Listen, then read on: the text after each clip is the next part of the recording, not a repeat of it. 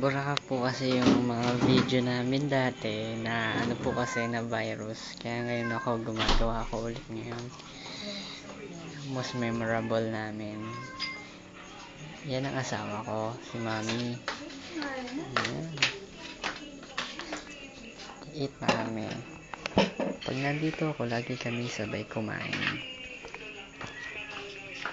Hindi kami kumakain na solo. Lagi kami sabay.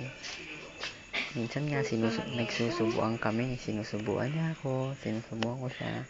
Nagsusubuan kami. Mas masarap pag subuan kami kasi sweet yun eh.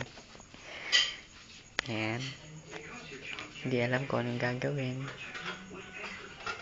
You know.